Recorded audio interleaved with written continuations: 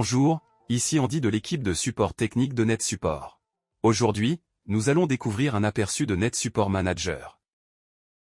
NetSupport Manager est notre solution de contrôle à distance, qui peut être utilisée pour accéder à des appareils situés sur votre réseau local, LAN, ou étendu, WAN, ou encore à des appareils totalement distants, auxquels vous pouvez accéder en utilisant le composant NetSupport Manager Gateway. Dans cette vidéo, nous allons explorer toutes les fonctionnalités disponibles dans NetSupport Manager, notamment comment localiser les machines à l'aide du module de contrôle NetSupport Manager. Nous verrons également comment accéder aux différentes fonctionnalités de l'interface et examiner quelques aspects liés à la sécurité de NetSupport Manager.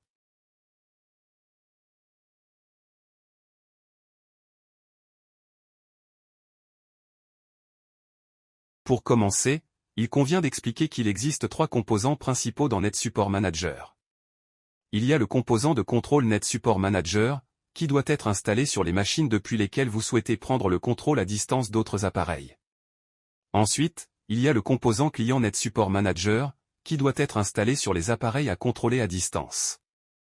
Enfin, de manière optionnelle, il existe le serveur de connectivité NetSupport Manager. Ce dernier est un composant facultatif, qui n'est pas requis si vous vous connectez uniquement à travers un environnement LAN ou WAN, mais qui sera utilisé, par exemple, si vous avez des machines situées hors site que vous devez accéder, comme du personnel en télétravail ou en déplacement. Vous pouvez alors utiliser la passerelle NetSupport Manager pour accéder à ces appareils.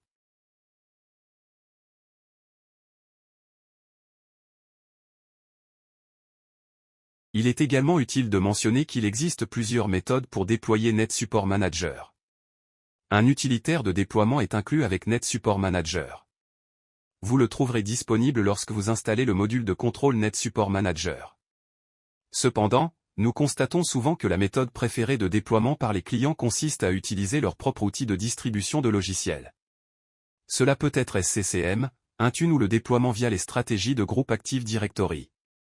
NetSupport Manager peut être empaqueté et configuré pour une installation silencieuse.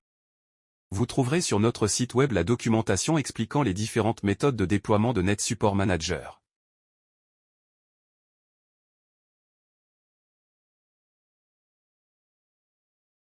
Nous allons commencer par découvrir le module de contrôle NetSupport Manager. Sur le bureau, j'ai l'icône de NetSupport Manager Control. Un double clic dessus ouvre l'interface de contrôle. Nous arrivons ici sur l'onglet « Tous les ordinateurs », qui affiche la liste des machines auxquelles je me suis déjà connecté, par exemple ici mon ordinateur de démonstration. Si d'autres machines sont disponibles sur le réseau et que je souhaite m'y connecter, je peux utiliser l'option de navigation dans la barre d'outils principale. En cliquant sur « Parcourir », le logiciel analyse le réseau et affiche tous les appareils trouvés exécutant le client NetSupport Manager. Une fois les machines localisées, l'interface passe en mode navigation pour afficher les résultats. Je peux voir ici mes trois appareils, et si je souhaite m'y connecter, je peux les sélectionner et cliquer sur l'option « Se connecter » dans la barre d'outils. Vous pouvez ainsi facilement vous connecter ou vous déconnecter de n'importe quel appareil. Si je souhaite me connecter à des machines distantes via le composant NetSupport Manager Gateway, je peux aller dans la vue « Internet Gateway » située sur la gauche. Vous pouvez y avoir configuré une ou plusieurs connexions en fonction du nombre de serveurs de passerelle que vous gérez ou de la façon dont vous avez segmenté vos clients. Dans mon exemple, j'ai une seule connexion Gateway configurée. En la sélectionnant et en double-cliquant dessus, je peux voir tous les clients actuellement connectés à cette passerelle. Ces machines peuvent être totalement distantes ou hors site. Je peux alors sélectionner l'un de ces clients et cliquer sur « Se connecter ». Cette fois-ci, au lieu d'utiliser TCP comme pour une connexion LAN, la connexion utilise HTTP, voire HTTPS pour une connexion sécurisée. Voilà comment parcourir et localiser les machines via la passerelle ou au sein d'un environnement LAN ou WAN.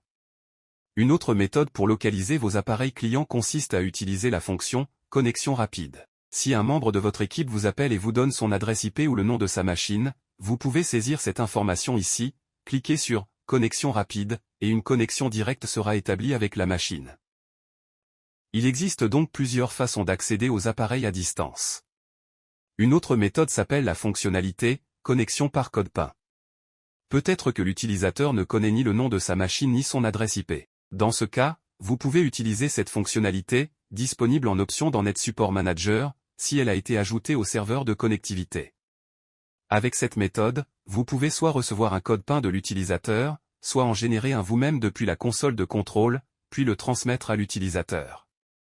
Celui-ci pourra l'entrer dans le client NetSupport Manager.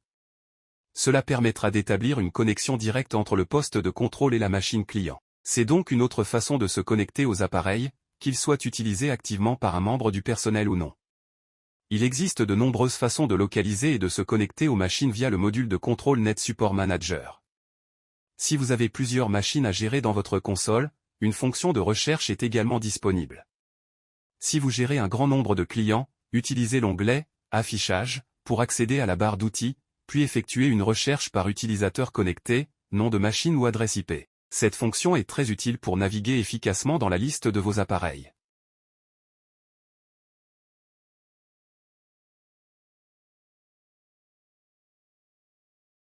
Nous allons maintenant voir comment se connecter activement à ces machines.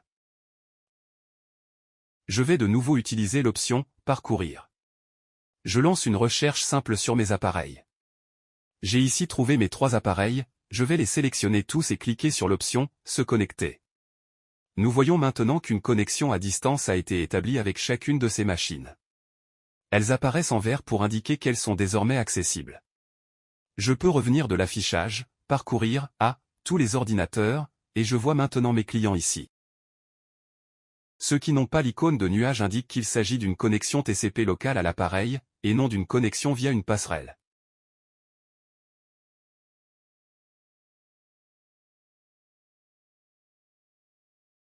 Avant d'explorer les fonctionnalités, vous pouvez également modifier l'affichage de vos clients. Nous sommes actuellement en mode grandes icônes, mais vous avez aussi la possibilité de passer à une vue en petites icônes, en liste ou en mode détaillé. Cela permet de voir des informations telles que le type de connexion, l'adresse IP, la version du client et la plateforme. C'est utile si vous souhaitez obtenir des détails supplémentaires sur les clients connectés.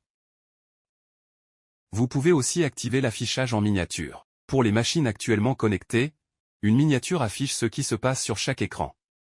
Pour agrandir ces miniatures, utilisez le curseur en bas de l'interface. En plaçant le curseur de la souris sur une miniature, celle-ci s'agrandira automatiquement. Cette fonction peut être activée ou désactivée selon votre préférence, à l'aide d'une option en bas. Par défaut, les miniatures se mettent à jour toutes les 10 secondes, mais vous pouvez ajuster cette fréquence selon vos besoins. Une durée de 10 secondes permet de capter la plupart des actions, mais vous pouvez la réduire pour obtenir un rafraîchissement plus rapide. C'est donc une fonctionnalité très utile pour surveiller différents postes de travail dans une seule vue.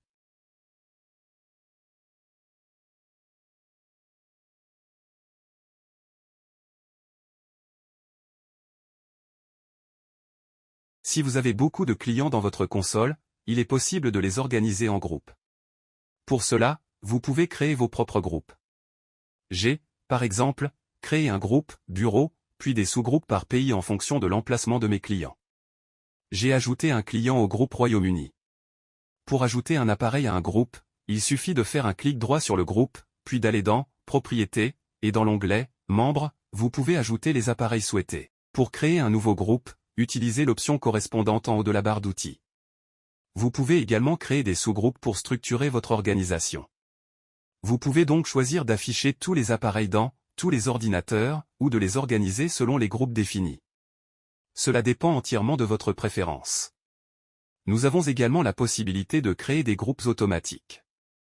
Ceux-ci permettent de regrouper les appareils selon le système d'exploitation. On peut voir ici que la majorité de mes machines sont automatiquement regroupées dans le groupe Windows 11.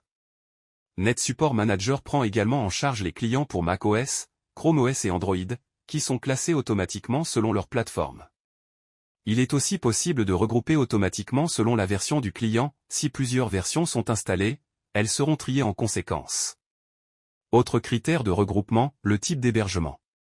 Par exemple, mes appareils sont tous virtuels, donc ils apparaissent dans le groupe « Virtuel ». Enfin, il est possible de grouper selon la géolocalisation.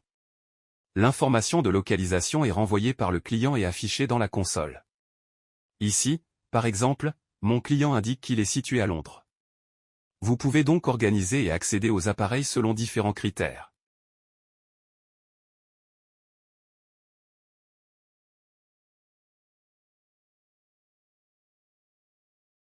Après avoir vu comment organiser et connecter les clients, intéressons-nous aux fonctionnalités disponibles.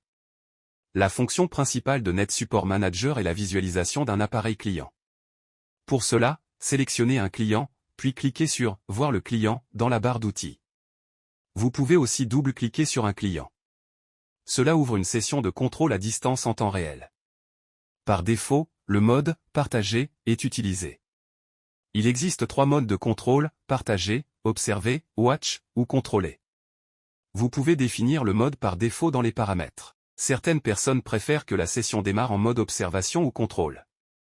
Le mode « Partager » signifie que moi et l'utilisateur distant pouvons utiliser le clavier et la souris en même temps. En mode « Observer », je ne peux effectuer aucune action, je me contente de surveiller. En mode « Contrôle », j'ai le contrôle total de la machine et l'utilisateur local ne peut plus agir. En fonction de la vitesse de connexion, il peut être utile de réduire l'utilisation de bandes passantes. Vous pouvez diminuer la profondeur des couleurs pour améliorer les performances de la session à distance, notamment si vous êtes connecté via un point d'accès mobile, par exemple.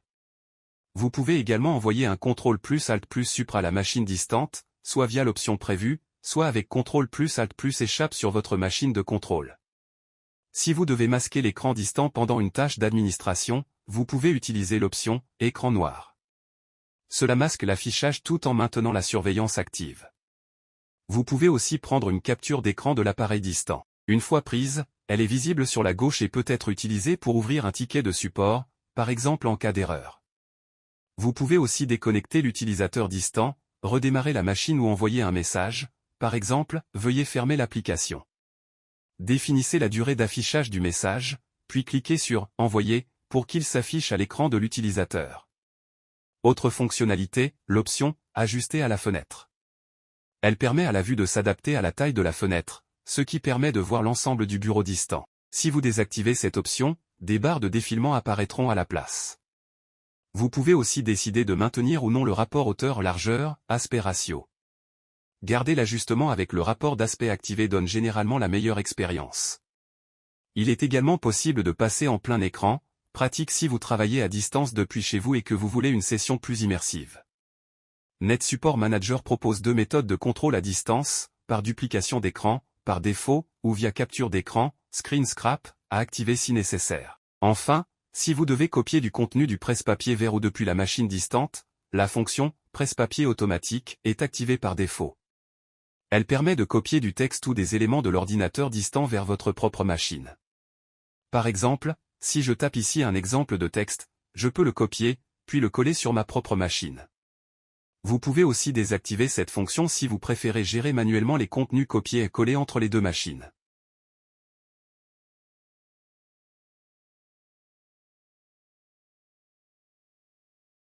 Il est également possible, via la fonctionnalité « Lancement rapide », de lancer certaines applications sur l'appareil distant. Pour ce faire, vous pouvez soit définir à l'avance une liste d'applications dans l'option de lancement rapide, puis en sélectionner une et cliquer sur « Lancer ». Vous pouvez aussi cliquer sur l'option de lancement d'application, puis saisir manuellement le nom de l'application. Par exemple, si je tape simplement « Calque » et que je clique sur « Exécuter », cela lancera l'application sélectionnée sur l'appareil distant. Il est donc possible de configurer une liste d'applications prédéfinies à utiliser automatiquement.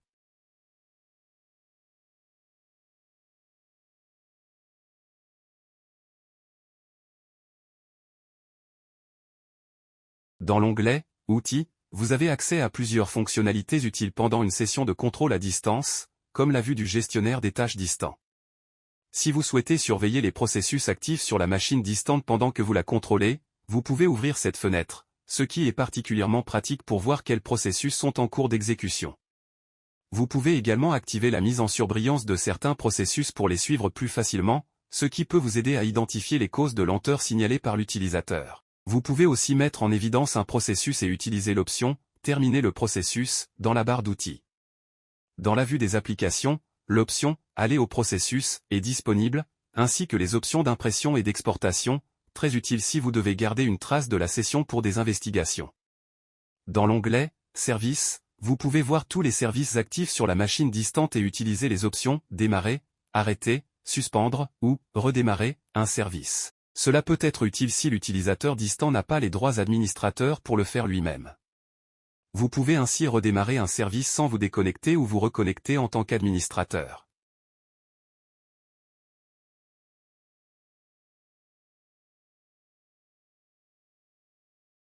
Depuis la fenêtre de visualisation, vous avez aussi accès à la fonction de transfert de fichiers. Elle permet de copier des fichiers vers et depuis la machine distante. Cliquez sur la fenêtre de transfert de fichiers pour afficher l'arborescence des dossiers, en haut pour votre machine locale, en bas pour la machine distante. Il suffit ensuite de faire un glisser-déposer pour transférer des fichiers ou dossiers entre les deux. Vous pouvez également synchroniser deux dossiers, supprimer des fichiers ou dossiers, ou ouvrir les fichiers avec l'application de votre choix. Il est possible de modifier les fichiers dans leur application associée. Vous pouvez aussi supprimer des fichiers depuis la machine locale ou distante via cette fenêtre.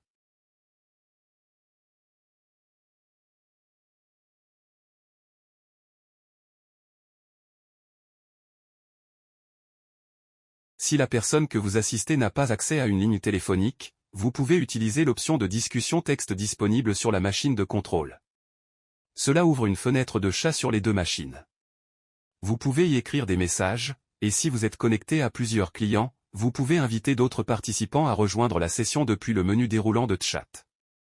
Vous avez également l'option d'enregistrer cette conversation à la fin, si vous avez besoin d'en garder une trace. C'est très pratique lorsque le téléphone n'est pas une option pour communiquer avec l'utilisateur distant.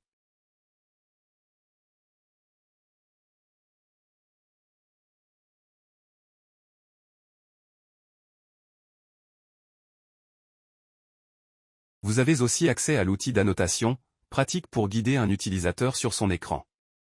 Vous pouvez par exemple surligner une zone et dire « C'est ici que se trouve le fichier supprimé ».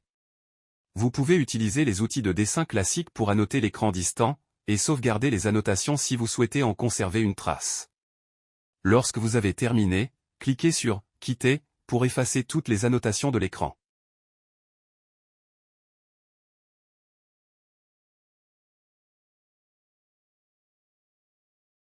Dans le dernier onglet de la fenêtre de visualisation, vous trouverez la fonctionnalité audio.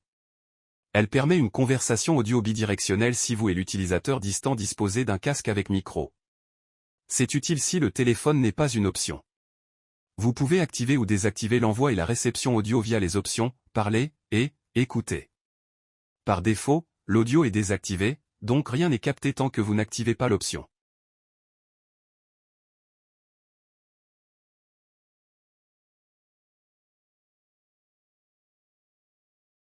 En bas de la fenêtre, vous trouverez d'autres options utiles. La première concerne la disposition internationale du clavier. Si vous assistez une machine avec une disposition différente de la vôtre, vous pouvez sélectionner la disposition adéquate. Vous pouvez également activer la capture d'impression. Cela permet d'imprimer les documents de la machine distante sur votre imprimante locale, sous forme de fichier PDF. Il vous suffit d'activer la capture, puis de lancer l'impression depuis la machine distante. Le fichier sera redirigé vers votre poste de contrôle, ce qui peut s'avérer très utile en support.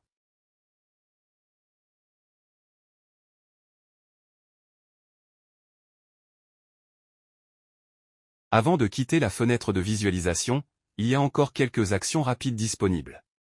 Dans la barre d'outils principale, cliquez sur la flèche à côté du nom du client pour accéder à d'autres fonctions et informations sur la machine distante.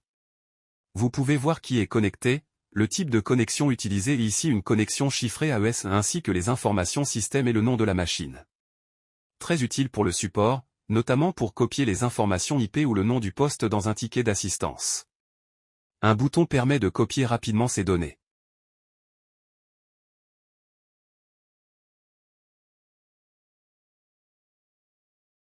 Si vous fermez la fenêtre de visualisation, vous revenez à l'interface principale de Net Support Manager Control. Voyons maintenant certaines fonctionnalités qui ne nécessitent pas l'ouverture de cette fenêtre. Par exemple, pour transférer des fichiers, il n'est pas nécessaire d'avoir une session de visualisation active, vous pouvez ouvrir directement la fenêtre de transfert de fichiers.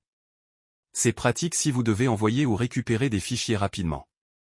De même, si vous devez modifier le registre de la machine distante, vous pouvez le faire via l'éditeur de registre intégré. Il vous permet de modifier les clés sans perturber l'utilisateur connecté.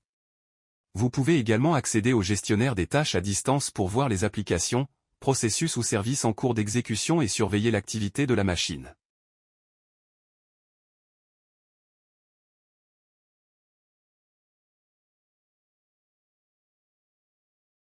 Si nous voulons consulter les informations d'inventaire d'une machine, nous pouvons ouvrir la vue inventaire. Celle-ci est divisée en deux parties, l'inventaire matériel et l'inventaire logiciel.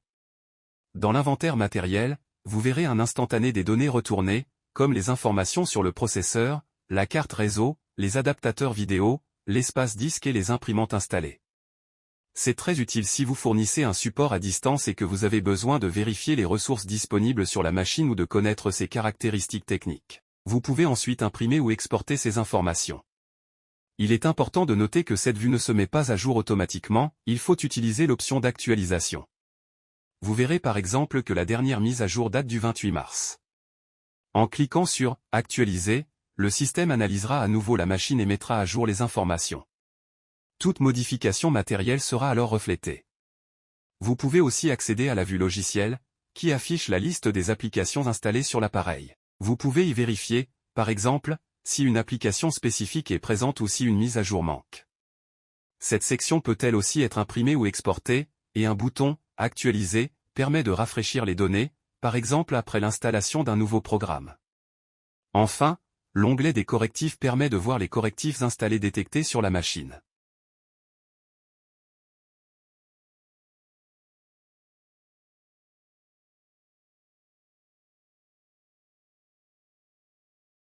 En plus de la vue inventaire, nous avons aussi accès à l'invite de commande à distance. Elle vous permet d'exécuter des commandes sur la machine distante ou d'obtenir des informations système.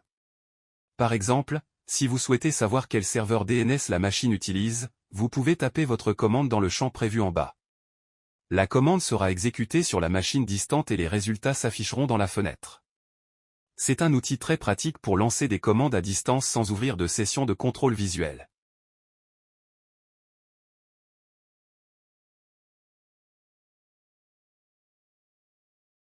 En plus de l'invite de commande, NetSupport Manager propose aussi une fonction PowerShell à distance, qui vous permet d'exécuter des commandes PowerShell sur les machines distantes. Vous pouvez sélectionner une machine, cliquer sur l'option PowerShell, et choisir de vous connecter avec un nom d'utilisateur et un mot de passe si nécessaire. Une fois connecté, vous pouvez exécuter des commandes telles que l'affichage des ports ouverts ou à l'écoute sur la machine distante. C'est une fonctionnalité très utile, qui permet d'agir sur la machine sans avoir à établir une session de contrôle graphique, et vous disposez aussi des options de collage pour faciliter l'exécution des commandes.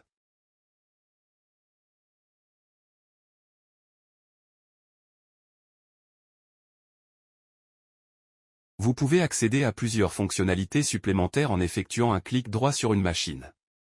Par exemple, vous pouvez exécuter une application sur le client sans ouvrir la fenêtre de visualisation. Depuis ce menu, vous pouvez également accéder à la fonction de discussion, envoyer un message à une ou plusieurs machines, ou lancer une session audio. Plus bas dans le menu, vous avez aussi la possibilité de déconnecter l'utilisateur, de redémarrer la machine distante ou de l'éteindre à distance, ce qui peut être utile en fin de journée.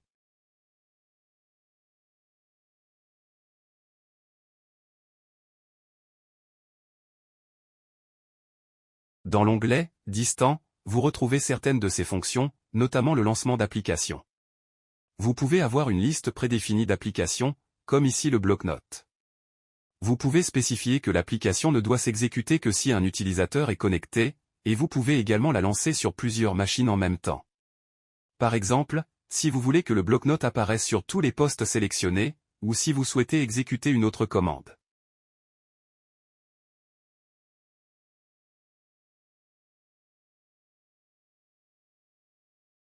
Une autre fonctionnalité disponible est l'allumage des machines via Wacom LAN. Si les appareils le prennent en charge et sont sur le réseau local, vous pouvez envoyer un paquet Wacom LAN pour les allumer à distance. Vous pouvez donc aussi bien éteindre qu'allumer des machines à distance.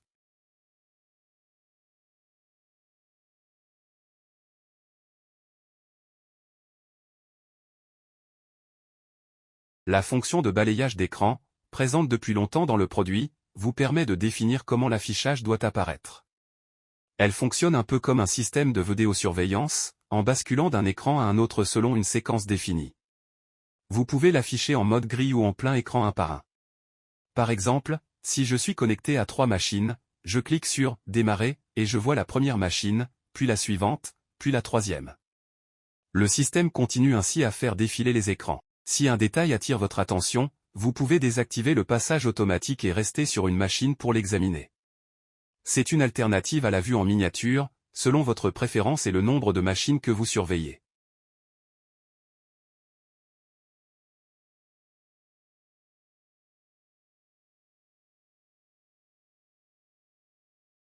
Vous pouvez également démarrer une session de chat en dehors de la vue de contrôle. Vous avez la possibilité de définir un sujet, de permettre aux utilisateurs de refuser ou non la participation, ou de rendre la fenêtre de discussion toujours visible. Une fois lancé, le chat apparaîtra sur les machines sélectionnées. C'est utile pour communiquer avec plusieurs collaborateurs à la fois. Vous pouvez aussi envoyer un message à plusieurs machines. Par exemple, vous pourriez dire « Merci d'éteindre votre poste ce soir » et choisir si le message est informatif, une question, un avertissement ou un arrêt. Vous pouvez définir combien de temps il doit rester à l'écran, par exemple 30 secondes, puis cliquez sur « Envoyer ». Le message apparaîtra sur tous les postes sélectionnés. Cela peut être utilisé indépendamment d'une session de contrôle. Vous avez également accès à la fonction audio pour communiquer vocalement avec les appareils.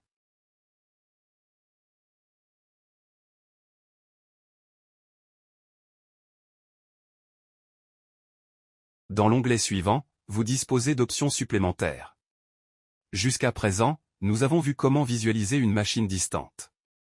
Mais il est également possible de présenter votre propre écran aux appareils distants. Pour cela, vous pouvez utiliser l'option « Afficher le bureau ». Une fois les clients sélectionnés, vous pouvez aussi activer l'enregistrement côté client pour qu'ils puissent revoir la session ultérieurement. Vous pouvez inclure les raccourcis clavier dans la présentation, qui s'afficheront sous forme de bulle à l'écran. Vous avez aussi le choix entre afficher votre bureau en plein écran, ce qui verrouille le clavier et la souris de l'utilisateur, ou dans une fenêtre, ce qui leur laisse le contrôle de leur appareil. Si vous ne souhaitez pas partager tout votre bureau, vous pouvez utiliser l'option « Partager une application » qui vous permet de ne montrer qu'un programme spécifique. C'est pratique si vous ne voulez pas que certaines notifications ou courriels s'affichent durant la présentation. Une autre option disponible est « Montrer un enregistrement ». Avec NetSupport Manager, vous pouvez enregistrer votre écran pour créer une vidéo. Avant une présentation, vous pouvez utiliser l'option d'enregistrement pour créer un fichier vidéo, puis le diffuser à vos utilisateurs à l'aide de la fonction « Montrer un enregistrement ». Les vidéos peuvent aussi être lues localement.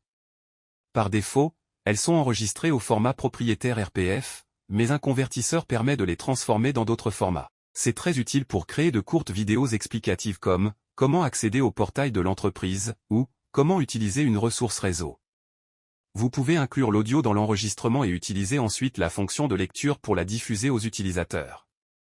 C'est une fonctionnalité vraiment pratique intégrée à NetSupport Manager.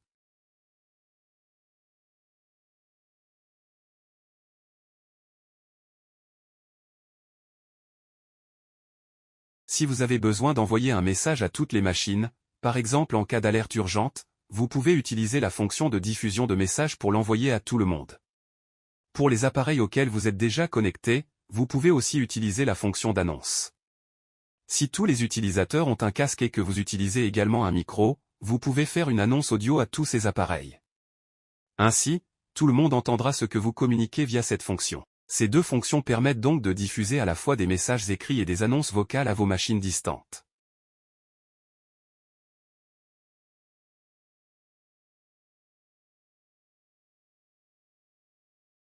Si nous passons à l'onglet Outils, nous avons cette fois accès aux ressources locales, comme le gestionnaire de fichiers local ou l'éditeur de registre local de votre machine. On y trouve également la fonction de distribution de fichiers. Nous avons vu qu'il est possible de faire un transfert de fichiers 1 à 1, mais avec NetSupport Manager, vous pouvez aussi faire du 1 à plusieurs. En sélectionnant l'option de distribution de fichiers, vous verrez votre arborescence locale en haut, et en bas les machines distantes auxquelles vous êtes connecté. Vous pouvez définir d'abord le dossier de destination. Par exemple, si vous voulez envoyer un fichier sur le bureau des machines distantes, vous sélectionnez le dossier « Bureau » comme destination, puis vous pouvez verrouiller ce chemin. Ensuite, vous naviguez sur votre machine locale pour trouver le fichier que vous souhaitez envoyer. Il suffit ensuite de faire glisser le fichier vers la section inférieure, et celui-ci sera transféré à toutes les machines sélectionnées. C'est donc un moyen très pratique d'envoyer un fichier à plusieurs appareils en même temps.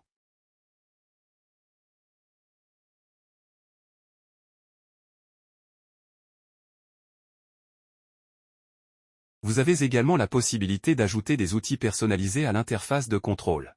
Ce sont des raccourcis que vous pouvez définir pour accéder rapidement à certaines fonctions si vous passez beaucoup de temps dans la console. Par exemple, vous pouvez créer un raccourci pour ouvrir l'éditeur de registre ou le panneau de configuration de votre propre machine. Ce sont quelques exemples de ce que vous pouvez intégrer pour simplifier votre accès aux outils locaux.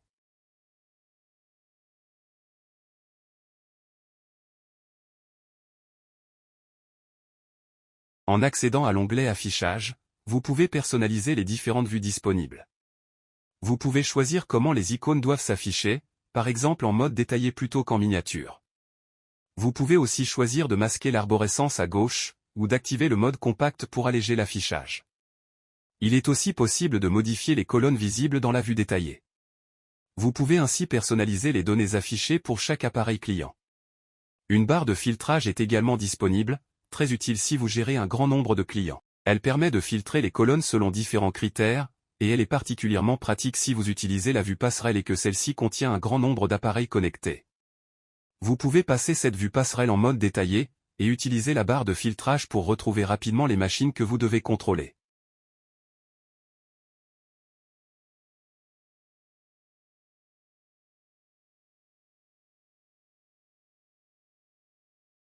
Nous allons maintenant revenir à l'onglet Accueil pour aborder les dernières fonctionnalités de Net Support Manager. Parmi celles-ci, nous avons l'option de demande d'aide. Lorsqu'un client exécute Net Support Manager, il peut double-cliquer sur l'icône du client, ce qui ouvre un menu d'options. L'utilisateur peut alors se déconnecter, démarrer une session de chat avec la personne qui le contrôle, ou envoyer une demande d'aide. Il peut saisir son nom, taper un message comme « J'ai besoin d'aide », puis cliquer sur OK. Cette demande apparaîtra immédiatement sur la machine de contrôle, qui passera automatiquement à l'onglet « Demande d'aide ». On y verra quelle machine a fait la demande, qui l'a envoyée, et le contenu du message. Une fois la demande traitée, par exemple après avoir établi une session de contrôle, vous pouvez cliquer sur « Effacer » pour supprimer la demande. Ces options peuvent être configurées sur le client, et vous pouvez choisir lesquelles seront visibles. Chaque organisation utilise Net Support Manager différemment, c'est pourquoi de nombreuses options sont disponibles pour personnaliser l'expérience selon vos besoins.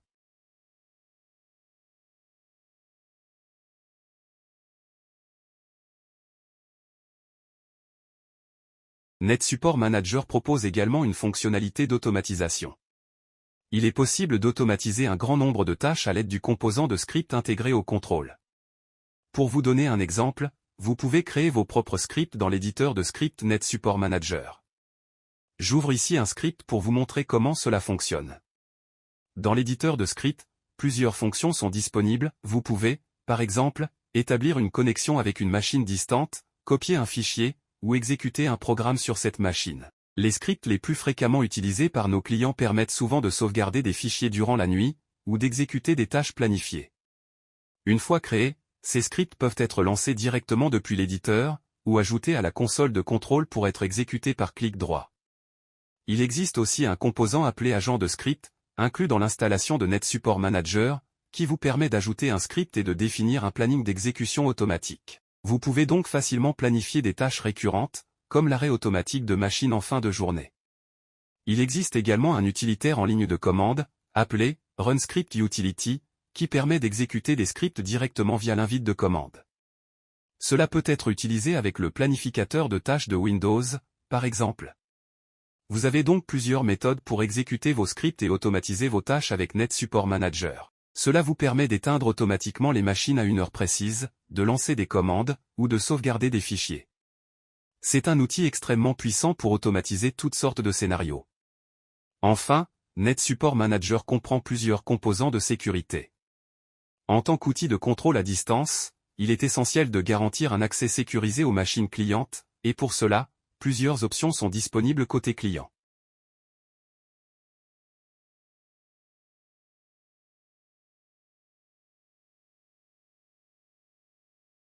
Nous allons maintenant vous montrer certaines des options de sécurité disponibles sur le client, pour garantir un accès sécurisé à vos appareils. Pour cela, je vais ouvrir le configurateur du client Net Support Manager, puis accéder aux options avancées afin d'examiner les fonctionnalités configurables. Nous voyons ici une section dédiée à la sécurité. La première partie concerne la validation des utilisateurs.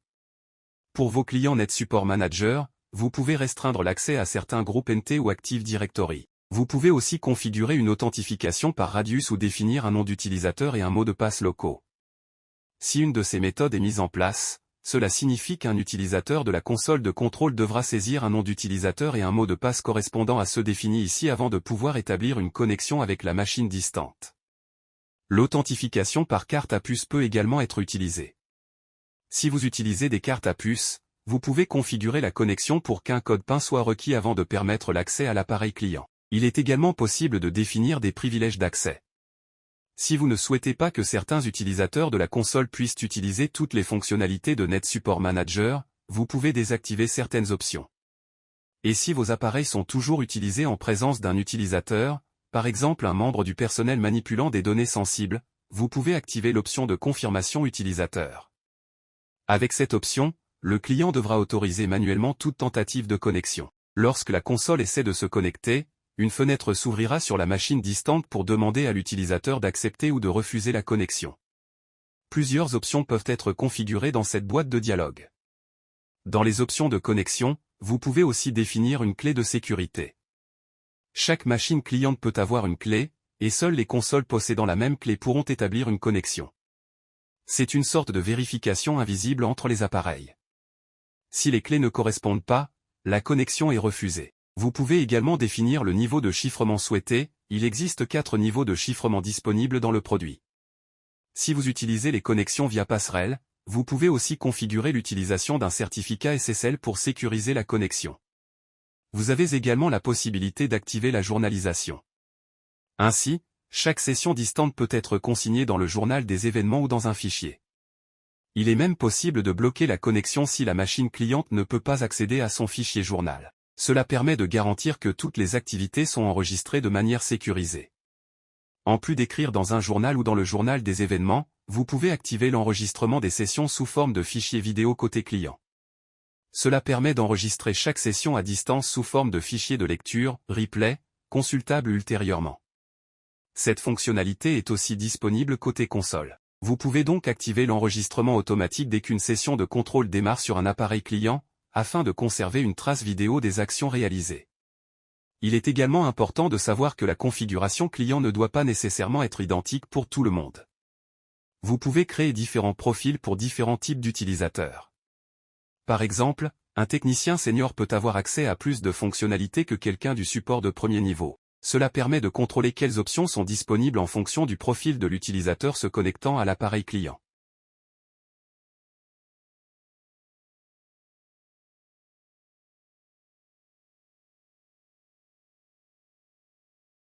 Avec NetSupport Manager, nous fournissons également des fichiers modèles Active Directory, fichiers de type ADM classique et ADMX moderne.